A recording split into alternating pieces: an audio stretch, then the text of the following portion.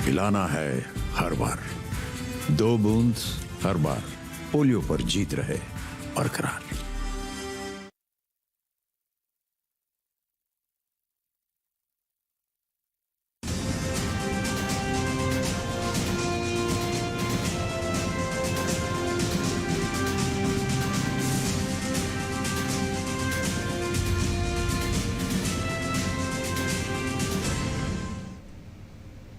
नमस्कार, किसान समाचार में आप सभी का स्वागत है। मैं हूं संतोष चौधरी। चलिए सबसे पहले शुरुआत करते हैं मुख्य समाचारों के साथ। महात्मा गांधी की 73वीं पुण्यतिथि पर राष्ट्र कर रहा है बापू को नमन। समाधि स्थल राजघाट पर आयोजित प्रार्थना सभा में राष्ट्रपति, उपराष्ट्रपति और प्रधानमंत्री ने दी राष्ट्रपिता को श्रद्धांजलि। देश भर में कई कार्यक्रमों का आयोजन।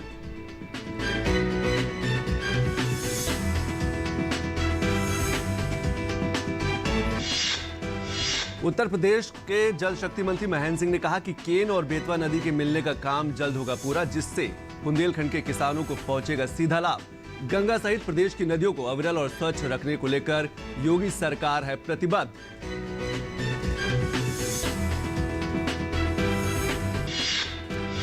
सह फसली खेती किसानों के लिए हो रही है फायदेमंद। एक ही जमीन, एक ही समय और आमदनी दोगुनी। किसान लागत कम और आमदनी बढ़ाने को लेकर हो रहे हैं सजग।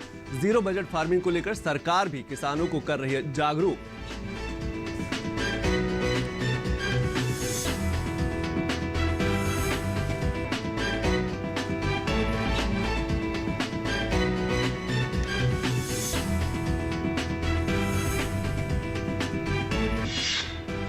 और उत्तर प्रदेश के मुख्यमंत्री योगी आदित्यनाथ ने गेहूं खरीद को लेकर सभी अधिकारियों को दिए निर्देश। 1 अप्रैल से होगी गेहूं की खरीदी। गेहूं खरीद केंद्र पर किसानों को ना हो कोई असुविधा।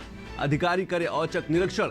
गन्ना किसानों की तर्ज पर गेहूं किसानों के लिए भी ऑनलाइन पर्ची की होगी सुविधा। यूपी में गेहूं खरीद के लिए 1975 रुपए प्रति क्विंटल MSP तय।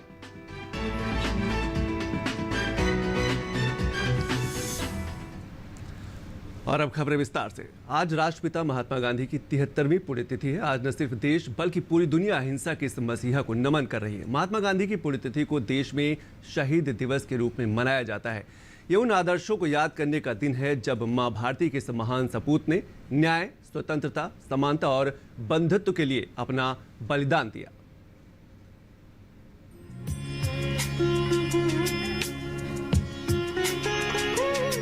मोहनदास करमचंद गांधी। दुनिया भले ही उन्हें इस नाम से जानती है, लेकिन हम सब के लिए वो बापू हैं, हमारे राष्ट्रपिता। 2 अक्टूबर 1869 को गुजरात के पोरबंदर में जन्मे गांधी जी ने सत्य और अहिंसा को हथियार बनाकर अंग्रेजों को भारत छोड़ने को मजबूर कर दिया था। गांधी जी ने अपना जीवन सत्य की व्यापक खोज में समर्पित कर दिया। गांधी जी ने विश्व को शांति, अहिंसा और सद्भाव का मार्ग दिखाया। 30 जनवरी 1948 का दिन नाथूराम गोडसे ने महात्मा गांधी की हत्या कर दी थी और साबरमती का संत हे राम कहकर दुनिया से विदा हो गया। आइंस्टीन ने महात्मा गांधी के बारे में एक बार कहा था, आने वाली नस्लें शायद ही यकीन करें कि हाड़ मांस से बना हुआ कोई ऐसा व्यक्ति भी इस धरती पर चलता फिरता था। एक साधारण से शरीर में विराट आत्मा का वास। इसीलिए सारी दुनिया हमारे राष्ट्रपिता को महात्मा कहती है। बापू भले ही आज हम सब के बीच नहीं हैं, लेकिन वो हर देशवासी के मन में बसे हैं। बापू के विचार दुनिया में आज भी जिंदा है। उनके सत्य और अहिंसा के संदेश वर्तमान दौर में बेहद प्रासंगिक हैं। आज भी देश दुनिया में वंचितों, शोषितों को जब अपने अधिकारों की जंग लड़नी होती है तो वो गांधी जी के बताए रास्ते पर चलकर अपना हक हासिल करते हैं। महात्मा गांधी की पुण्यतिथि को देश में शहीद दिवस के रूप में मनाया जाता है। ये उन आदर्शों को याद करने का दिन है जब माँ भारती के इस महान सपूत ने न्याय, स्वतंत्रता, समानता और बंधुत्व के लिए अपना बलिदान दिया। बापू के आदर्श हमें एक समृद्ध और करुणामय समाज का निर्माण करने में सदैव मार्गदर्शन करते रहेंगे। कृतज्ञ देशवासी अपने राष्ट्रपिता को भावभीनी श्रद्धांजलि अर्पित कर रहे हैं। Bureau report, DD news.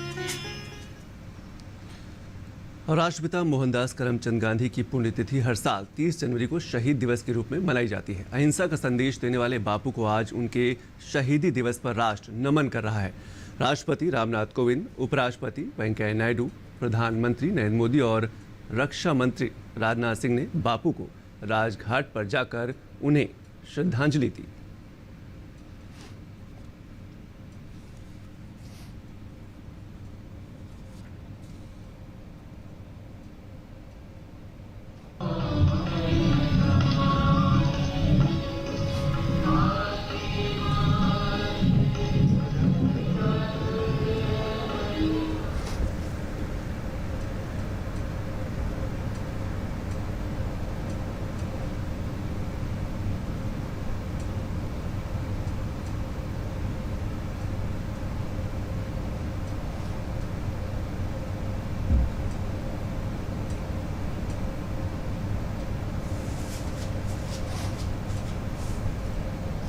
और लोकसभा अध्यक्ष ओम बिरला ने महात्मा गांधी की 73वीं पुण्यतिथि पर उन्हें राजघाट पर श्रद्धांजलि दी।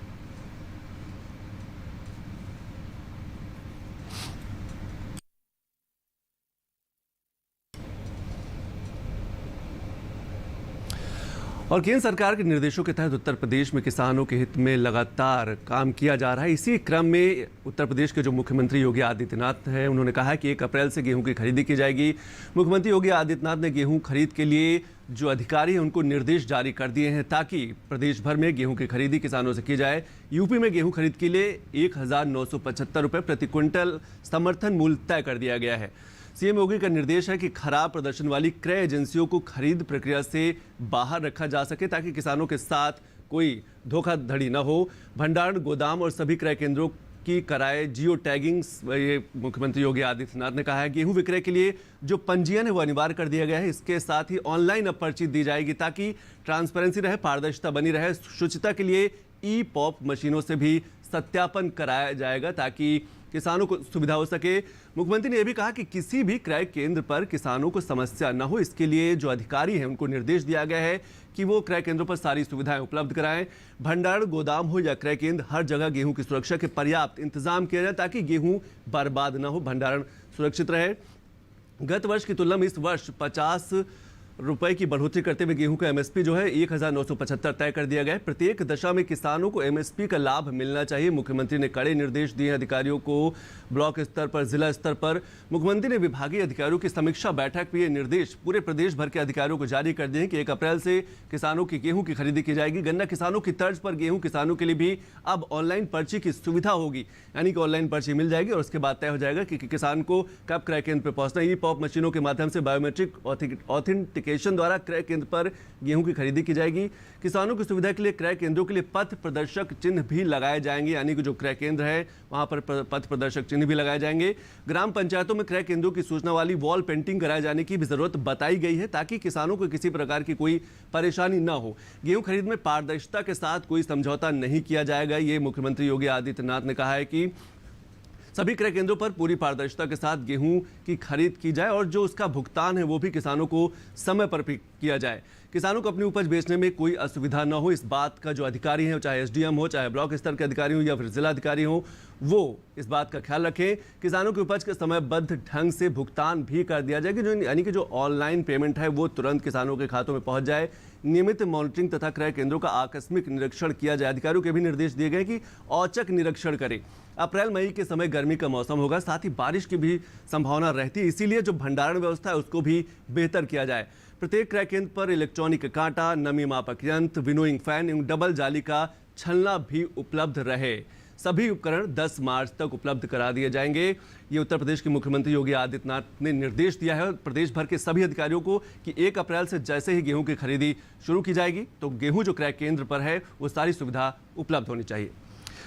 और महाराष्ट्र के पूर्व मुख्यमंत्री देवेंद्र फडणवीस और केंद्रीय कृषि राज्य मंत्री कैलाश चौधरी से मुलाकात के बाद अन्ना हजारे ने अपना फैसला बदल लिया। अन्ना अब आंदोलन नहीं करेंगे। जी हां, समाजसेवी अन्ना हजारे अब 30 जनवरी से महाराष्ट्र के रालेगण सिद्धि में अनिश्चितकालीन अनशन पर नहीं बैठेंगे। बीजेपी नेता देवेंद्र फडणवीस और केंद्रीय कृषि राज्य मंत्री कैलाश चौधरी अन्ना को मनाने में कामयाब रहे हैं। खबरों के अनुसार फडणवीस और चौधरी ने अन्ना को अनशन पर बैठने से रोकने के लिए बात की और कृषि सुधार कानूनों के फायदों के बारे में बताया, जिसके बाद अन्ना हजारे ने अपना इरादा बदल दिया। मीडिया से बात करते हुए केंद्रीय मंत्री कैलाश चौधरी ने कहा कि अन्ना को हमने आंदोलन न करने की विनती की थी और कृषि सुधार कानूनों के बारे में विस्तृत चर्चा की, जिसे अन्ना जी ने स्वीकार कर लिया।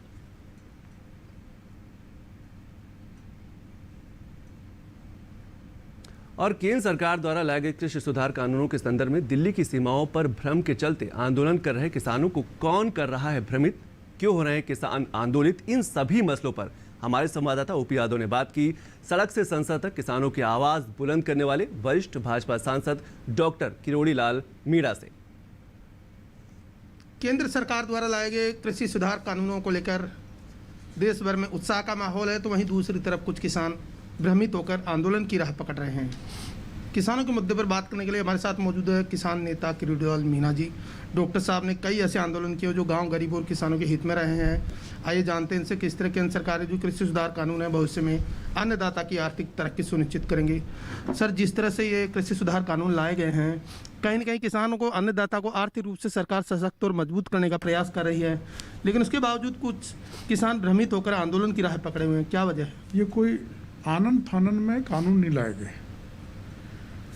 इन पर करीबन 10-15 साल से काम चल रहा है और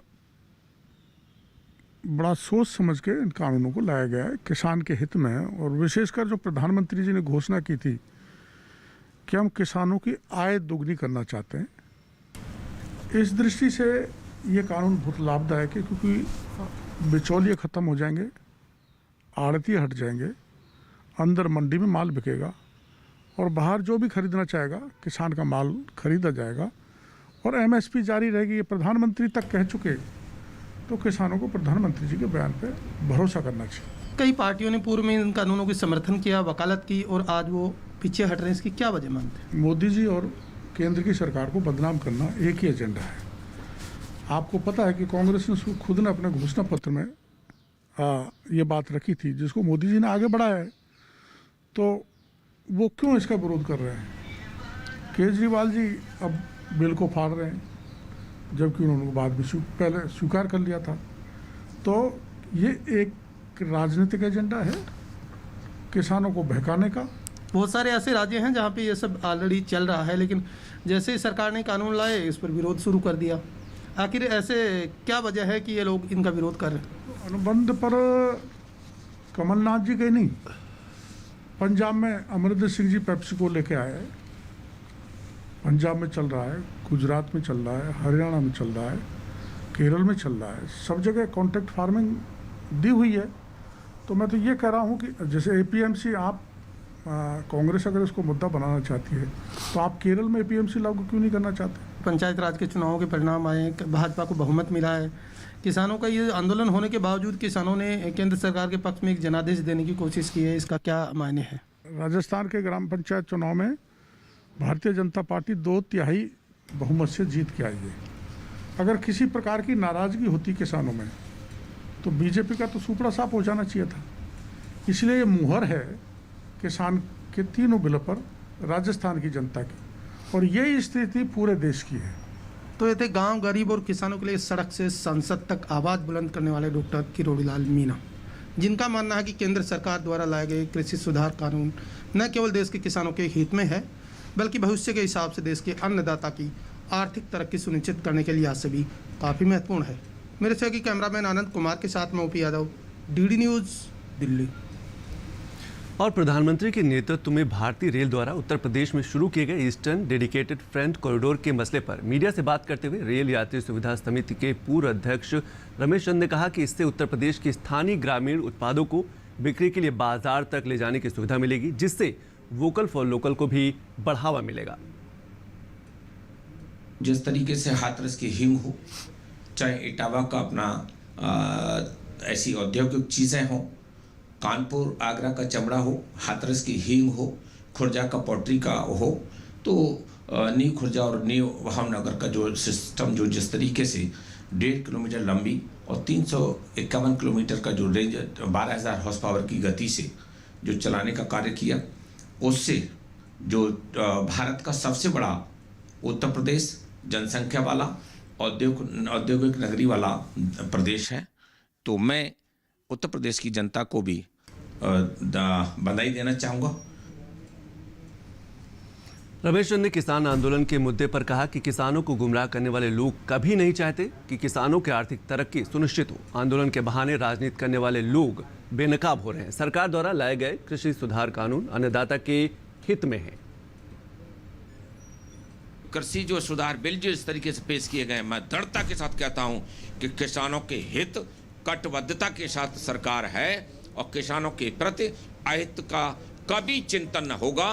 और एमएसपी ही नहीं, किसानों गुमराह मत हो आप। ये सरकार, मोदी जी की सरकार, मोदी जी को अपना परिवार नहीं चलाना, अपना कुनवा नहीं चलाना, वो देश की जनता के प्रति पूर्ण रूप से कटिबद्ध हैं, कटिबद्ध रहेंगे। और अभी भी आप जाएं, आपकी दृढ़ इच्छाओं को लेकर के जाएं, आपके हितों की चिंता रहेगी।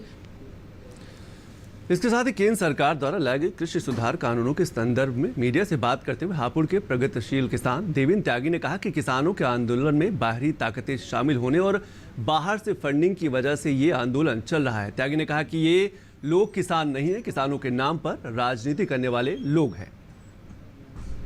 मुझे लग रहा है जो ये आंदोलन पे कुछ बैठाए हुए हैं, ये प्रॉपर जो है कुछ ये सारे किसान नहीं है, ये इनको बहला के फुसला के बैठाया हुआ है। और ये तो मैं कहूँगा जैसे शहनबाग में चला था, लंबा आंदोलन चला था, मुझे तो इसके पीछे कोई षड्यंत्र लग रहा है। चाहे इसमें विदेशी ताकतें हों, चाहे अपने देश के कुछ लोग ऐसे हों जो इनको फंडिंग कर रहे हों, तो ये नहीं मैं कहता हूँ। मैं भी किसान हूँ, मैं अपने गांव में, तो मेरे गांव का एक भी आदमी यहाँ इस आंदोलन नहीं है। पश्चिमी उत्तर प्रदेश के 50 गाँवों में गया हूँ, एक भी किसी गाँव का किसान मैंने नहीं देखा कि किसी गाजीपुर बॉर्डर बैठा, कहीं बैठा किसी किसान बैठा है। मैं मुजफ्फरनगर तक गया हूँ, कहीं नहीं आऊँ। तो किसानों की आय दोगुनी हो, इसके लिए सरकार ने लक्ष्य तय कर रखा है कि 2022 तक किसानों की आय को बढ़ाया जाएगा। इसके लिए किसानों को जागरूक भी किया जा रहा है। सरकार लगातार चाह रही है कि कोशिश कर रही है कि जो किसान है वो सह फसली खेती की ओर ध्यान दे। सह फसली खेती करने से सबसे खास बात ये होती है कि एक ही ज़मीन पर एक ही समय पर उत्पादन होता है और जिसकी उसकी लागत, उसकी कीमत है वो ज़्यादा मिलती है। तो फतेहपुर के कुछ ऐसे किसान हैं जो सह फसली खेती करके अपनी आर्थिक आय बढ़ा रहे हैं। पेश है खास रिपोर्ट। समय बदलाव का है, वो चाहे जिंदगी जीने के तरीकों में हो या फिर खेती में। फतेहपुर के कुछ किसान इसी बदलाव के साथ आगे बढ़ रहे हैं और सह फसली खेती को करके आर्थिक रूप से सशक्त हो रहे हैं। मवैया गांव के किसान एक ही जमीन पर कई फसलें उगाकर आमदनी दोगुनी कर रहे हैं। यहाँ के कई किसान केले की खेती में मिर्च, पत्ता गोभी और फूल की खेती कर रहे हैं, यानी कि एक ही जमीन एक ही समय पर आमदनी कई गुना अधिक। लोग केले के साथ पत्ता गोभी है, फूल गोभी है, यही सब करते हैं तो किसानों की आय दुगना होती है। मार्केट ले जाके बेचते हैं। तो जैसे पहले सिंगल फसल करते थे, अब तो एक फसल में केले के अंदर है, जैसे गोभी, पत्ता गोभी कर दिया तो आय दुगनी तिगुनी हो जाती है। तो इससे किसानों को ज़्यादा कुछ अच्छा लाभ मिल पाता है। कृषि पद्धति बदलाव मांग रही है। बढ़ती जनसंख्या, घटती जमीन ये कह रही है कि स्मार्ट खेती करने की जरूरत है, जहां लागत कम, उत्पादन और आर्थिक आय अधिक हो। किसानों ने अभिनव प्रयोग में आलू के साथ तरोई, लौकी व मटर के साथ परवल की सह फसली खेती करके अपनी आर्थिक आय बढ़ा रहे हैं। सह फसली कृषि के बारे में अपना अनुभव साझा करते हुए गाँव के किसान जगराम ने बताया कि सह फसली कृषि करने से सीमित समय में दोहरा मुनाफा मिल जाता है, साथ ही हमें किसी भी प्रकार की दिक्कतों का सामना नहीं करना पड़ता। हमको ये करना पड़ेगा कि हम सह फसली मॉडल को बढ़ावा दें। मतलब एक ही खेत में हम कई फसलें एक साथ जब उत्पादित करेंगे तो ऑटोमेटिक हमारी लागत घटेगी और उत्पादन बढ़ेगा। दूसरी विविधीकरण, जैसे किसान आज कर्ज तले दबता चला जा रहा। अगर एक फसल जैसे हमने लगाई और उसमें आप मान लीजिए उस फसल का हमें रेट नहीं मिला तो किसान कर्ज में डूब जाता है। अगर हमने उस कई फसलें अगर लगा रखी हैं, अगर एक में हमारा नुकसान आ रहा, दूसरे पर फिर दे रही, अगर दूसरी तो इस तरह से विविध एक जो किसान को आगे खेती में बढ़ सकता है। तो दो ही हमारे समझ में मॉडल हैं कि एक खेती में विविधीकरण और दूसरा सह फसली मॉडल जो है किसानों के लिए अति उत्तम है। अपनी आय बढ़ाने के लिए सह फसली फसलों की ओर ध्यान दिया। पहले हम लोग परंपरागत गेहूं धान करते थे, इसके बाद हमने सोचा कि आय अपनी बढ़ाई जाए, इसीलिए हम लोगों ने पहले गोभी लगाई और इसके बाद इसी में ये जो सब्जी वाली फसल है इसको तैयार किया। और ये फसल कटने के बाद फूल गोभी की दूसरी फसल सब्जी वाली तैयार हो जाएगी और इससे आय बढ़ेगी। सह फसली खेती में महिलाएं भी बढ़ चढ़कर हाथ बटा रही हैं। सब्जी की खेती करके महिलाएं अधिक खुश हैं, क्योंकि कुछ ही महीने में उनकी सब्जी बाजार पहुंच जाती है और थोड़ा थोड़ा पैसा आना शुरू हो जाता है। पैसा आता है तो परिवार में महिलाओं का सम्मान भी बढ़ जाता है। 2022 तक किसानों की आमदनी प्रधानमंत्री जी कहते हैं दूनी करना है, तो उसके यही कुछ पॉइंट हैं। पॉइंट क्या हैं कि जैसे किसान विविधीकरण और सह फसली मॉडल को आप तेज़ी से बढ़ाए। दूसरा, सरकार को ये चाहिए कि चाहे ब्लॉक स्तर पे या तहसील स्तर पे या न्याय पंचायत स्तर पे कुछ मॉडल किसान, अच्छे मॉडल किसान के रूप में उनको तैयार किया जाए, उनका सरकार सहयोग करे। और उससे क्या होता है, किसान सुनी सुनाई बात पे कम विश्वास करता है।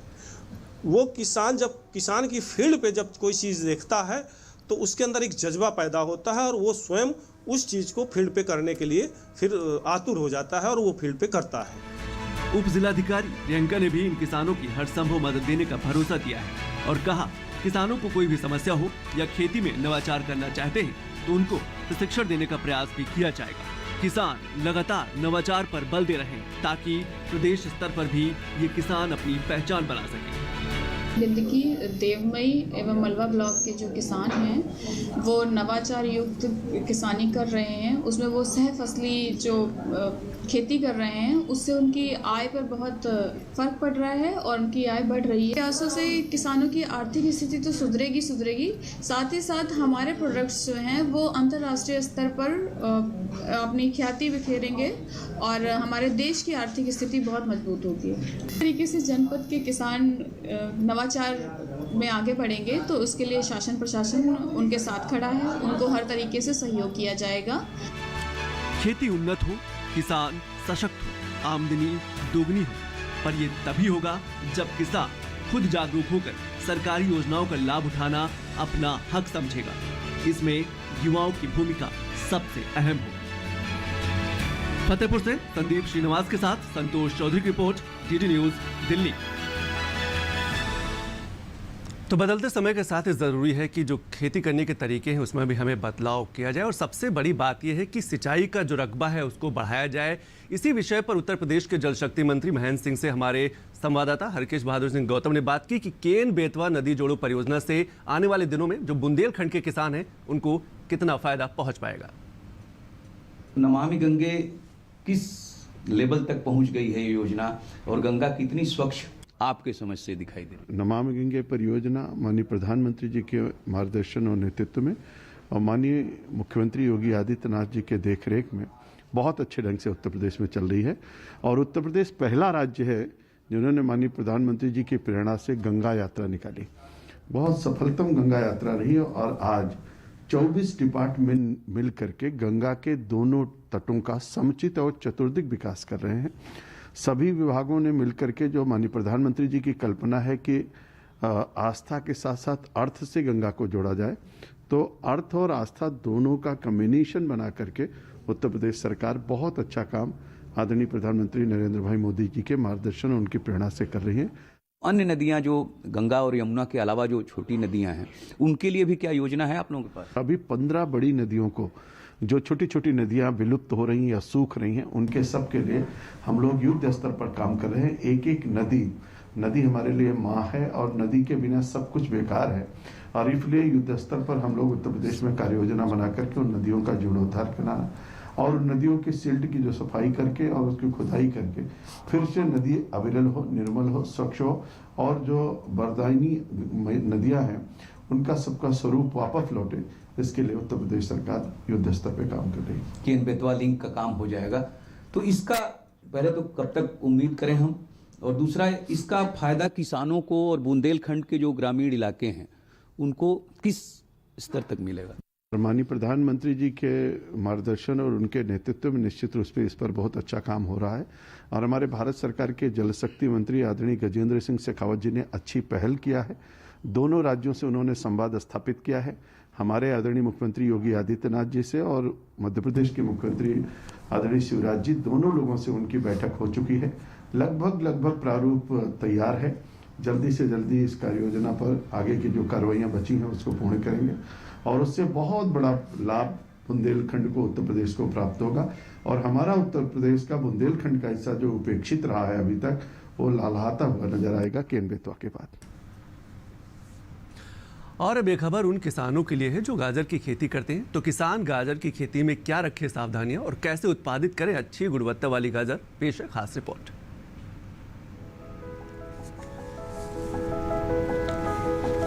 गाजर की खेती के लिए बलुई दोमट और दोमट मिट्टी सबसे अधिक ठीक रहती है। जिस खेत में आप गाजर बो रहे हो उसमें से पानी निकालने का पूरा प्रबंध होना चाहिए। मेड़ों पर फसल बोने से जल भराव का खतरा कम हो जाता है। 1 हेक्टेयर के लिए 5 से 6 किलो बीज पर्याप्त होते हैं। बोने से पहले खेत की मिट्टी को भुरभुरा बना ले।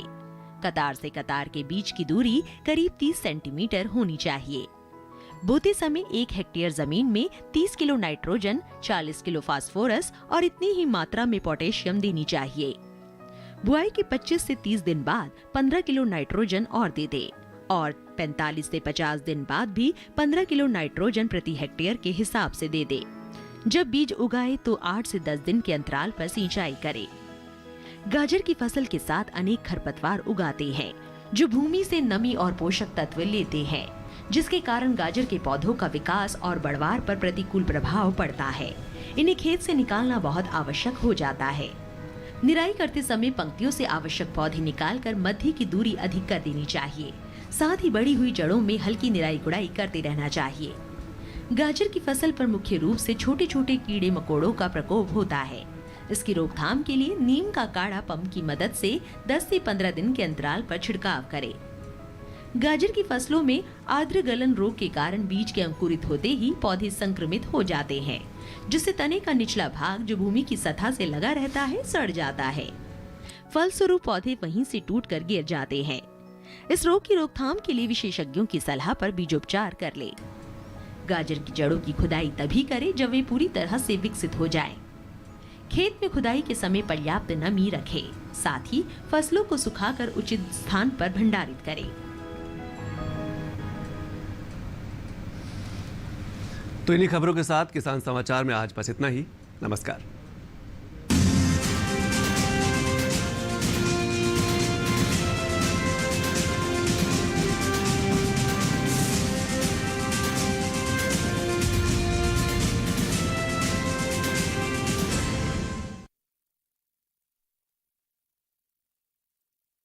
अरे 5 to 9 जॉब, भाग दौड़ all the time job, the roaming वाला जॉब, द डेडलाइन वाला जॉब और are you living in the market वाला जॉब। जिंदगी में मौके ही मौके हैं। अपनी मर्जी से जॉब चुनिए, अपनी इच्छा अनुसार कमाइए, बन जाइए LIC एजेंट। ये है जॉब से बढ़कर, ये है करियर इंश्योरेंस। अपना बॉस खुद बनिए, बन जाइए LIC एजेंट। अब लाइफ सेट है।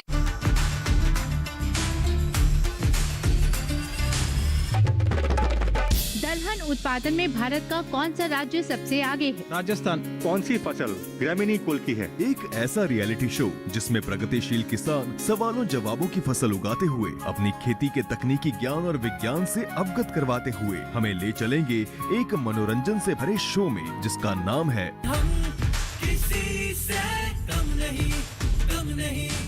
देखिए हम किसी से कम नहीं, 31 जनवरी रविवार रात 8 बजे सिर्फ DD किसान पर। कम नहीं।